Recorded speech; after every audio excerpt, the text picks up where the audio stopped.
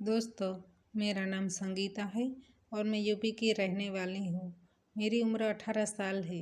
मेरे घर में मेरे मम्मी पापा, मेरी 2 बहनें और मेरा एक भाई है। मेरी बड़ी बहन का नाम राधिका है और वह 30 साल की है और छोटी बहन 24 साल की है और मेरे भैया सबसे छोटा है। हम लोग गरीब परिवार से हैं। हम तीनों बहनें काफ़ी खूबसूरत है। मेरी छोटी बहन की शादी एक बैंक मैनेजर के साथ हुई थी। तभी वह 21 साल की थी। वह काफ़ी खूबसूरत है, इसलिए लड़के वालों ने उसको देखते ही हाँ बोल दिया था। लेकिन पापा ने कह दिया था कि वह दहेज में कुछ भी नहीं दे पाएंगे। जीजाजी मेरी बहन के दीवाने हो गए थे और वह कह रहे थे कि वह शादी तो इस लड़की के साथ ही करेंगे। इतना अच्छा दामाद मिलने की वजह से मेरे पापा भी काफ़ी खुश थे, क्योंकि जीजाजी खुद ही शादी का सारा खर्च उठाने के लिए तैयार हो गए थे। शादी हो गई। जीजाजी दीदी को हनीमून के लिए शिमला ले गए थे। वह लोग वहाँ 10 दिन तक रुके। वह दोनों एक दूसरे के साथ काफ़ी खुश थे। शादी के बाद मेरी दीदी एकदम से बदल चुकी थी। जीजाजी हमारे लिए कपड़े और गिफ्ट्स भी लेकर आए थे। यह सारी चीज़ें देखकर मैं दीदी के गले लग गई। इसलिए जीजाजी ने कहा कि आप मेरे गले नहीं लगोगे। इसलिए मैंने जीजाजी को भी गले लगा लिया। दीदी पास में ही खड़ी थी। फिर दीदी ने कहा, बस उसको छोड़ दो, वह अभी छोटी है। फिर हम सब लोग ने साथ में खाना खाया। खाना खाने के बाद दीदी सोने के लिए जा रही थी। तभी वह कह रही थी कि आज मैं मम्मी के साथ सोऊंगी। जीजाजी के लिए अलग से बिस्तर लगा दिया गया। दीदी और मम्मी अलग कमरे में सो गई। पापा और भैया भी अलग कमरे में सो गए। जीजाजी ने सोने से पहले मुझे कहा कि उसके पैर में थकान की वजह से काफ़ी दर्द हो रहा है, इसलिए गरम तेल की मालिश करवानी है। मम्मी ने यह जिम्मेदारी मुझको सौंपी। यह सुनकर मैं शर्मा गई।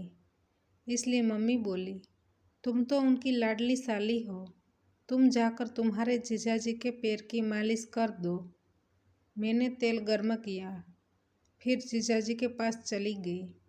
मेरे साथ दीदी भी जीजाजी के कमरे तक आई थी और वह ऐसा कहकर चली गई कि आज संगीता आपके पैर की मालिश करेगी और इसी कमरे में सो जाएगी।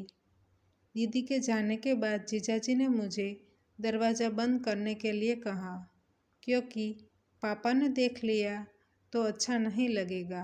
मैंने जाकर दरवाज़ा बंद कर दिया। फिर मैंने ही बात की शुरुआत की कि शादी के बाद दीदी एकदम से चेंज हो चुकी है। वो वहाँ क्या खाती है? जीजाजी बोले, आपको भी उनकी तरह बनना है? मैंने कहा, हाँ। जीजाजी ने कहा, शादी के बाद आप भी उनकी तरह बन जाओगे। वैसे आपकी उम्र कितनी है?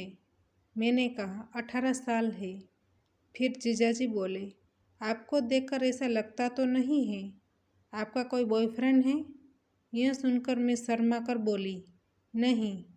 लेकिन मैं 18 साल की क्यों नहीं लग रही हूँ?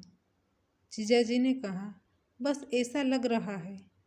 मैंने कहा, ऐसा क्यों लग रहा है? जीजाजी बोले, अब मैं आपको कैसे समझाऊँ? मैंने कहा, मुझको जानना है। जीजाजी बोले, ठीक है, लेकिन मुझसे वादा करो कि यह बात आप किसी को नहीं बताओगी। तभी मैं आपको बताऊंगा। मैंने कहा, हाँ, मैं आपको वादा करती हूँ कि मैं किसी को नहीं बताऊंगी। फिर जीजाजी बोली, यह तुम्हारी दीदी को देख लो, शादी से पहले कैसी थी और अब कैसी हो गई है।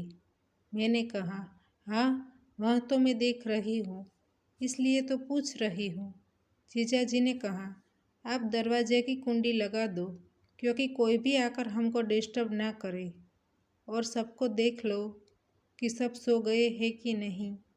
मैंने जाकर चेक किया तो सब लोग सो गए थे। जल्दी से मैं वापस आ गई।